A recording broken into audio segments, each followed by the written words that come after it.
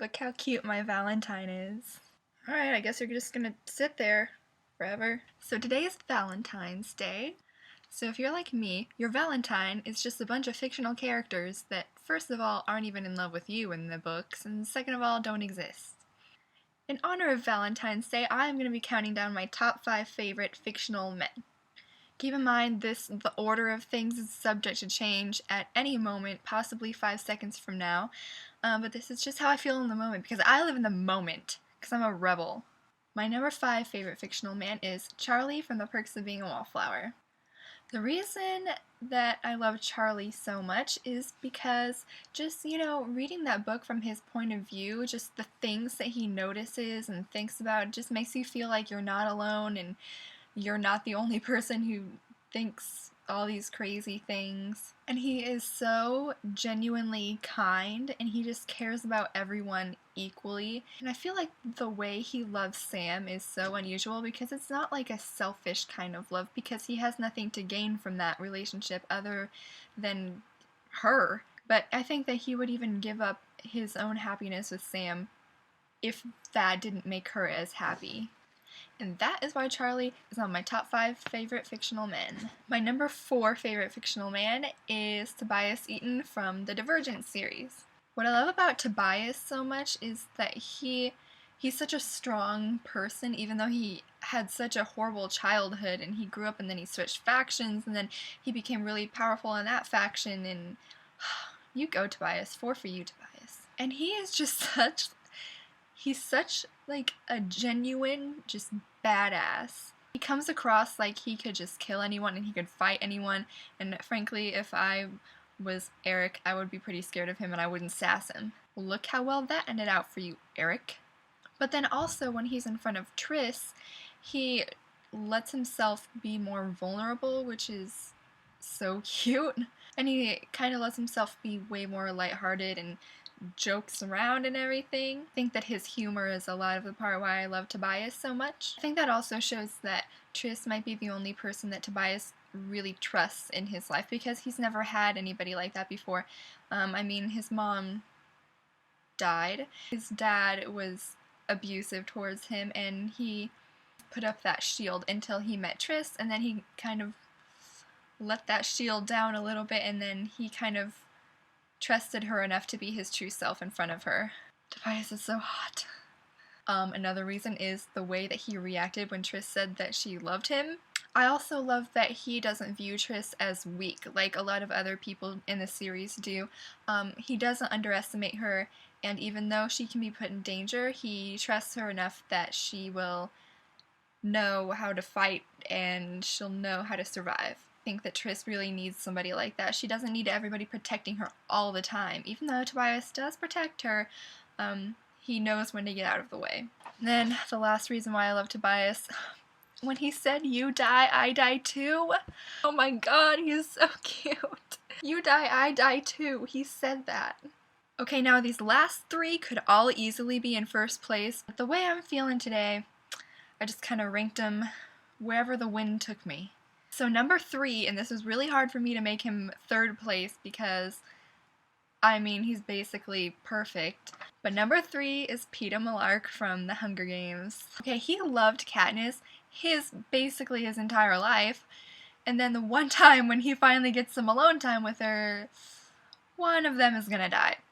And then he joined the careers to protect her, even though he knew that joining careers, Katniss was gonna get pissed off. And it's kind of worth it because then he, got some lip action in the cave. Well played, Peeta.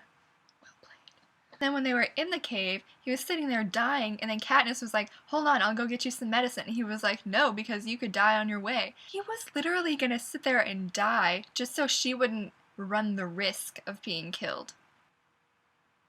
In Mockingjay, when he was hijacked, he finally saw her for who she really was.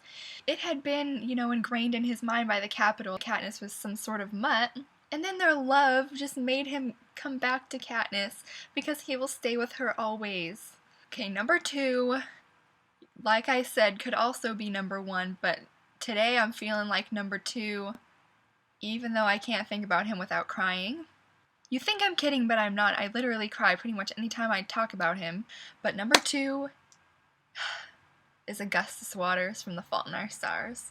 Augustus was really the only person who really understood Hazel, and I feel like Augustus Waters really understood her on a deeper level. I'm gonna start crying. And when Hazel even mentioned that her favorite book was An Imperial Affliction, he was like, alright, I'll read it. And the way he reacted when he finished it, like all those text messages, I feel like our favorite books are a part of who we are. Like, when we read a new book, we change in a little way. If people share the favorite book, then they must be really similar people and they really understand each other. So for Augustus to love Hazel's favorite book as much as he did means that means he could love her as much as he did. He was really funny, but not in like a stupid way. It was a really smart humor, and that's really rare to see in fictional characters or anybody in real life at all, ever. He's not in the business of denying himself the simple pleasure of saying true things. His crooked smile, his fascination with metaphors. He's wise beyond his years, and I love him. He has like 1.4 legs. As we know from Peter Malark, I kind of like guys with one leg. I really loved about him that he relied on his humor to get him through a lot of really hard situations, and I mean, like I said, he's a really funny guy. And then I feel like the one time when we saw him really vulnerable was the scene outside the gas station. I'm gonna start crying. Hold it together, Emily. We really saw him break down for once in his life. It was so hard for him. For him to let Hazel see him like that means that he really trusted her.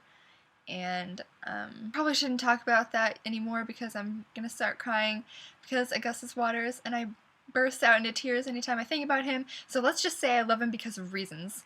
And my number one fictional man of YA fiction is Ethan Waite from Beautiful Creatures. He starts out the only person in Gatlin with a lick of sense. I mean, everybody else is so stupid in Gatlin, and everyone else is exactly the same. I feel like his humor is the reason why I love him so much. Such a real humor, too. Like, all the things that he says, I could really see a person saying in real life. I feel like a lot of books have characters that kind of talk like nobody else talks. And I mean, it's totally fine for a book, but I really love when characters are really real. And that's why I loved Augustus Waters, and that's why I love Ethan Waite too, because they're so real.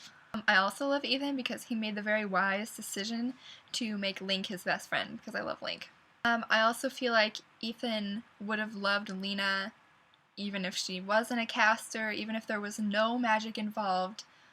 Even if none of that caster world existed, he would still love her and do anything for her. Because whenever Ethan talks about Lena, he doesn't talk about her powers, he talks about the person that she is, and that's so cute. And he loves, like, the little things about Lena, like her little notebook, like whenever she's not writing constantly, he feels really weird about it. And like her necklace, and her, you know, Chuck Taylors that she always wears. Ethan loves the little things about Lena, and that's so cute.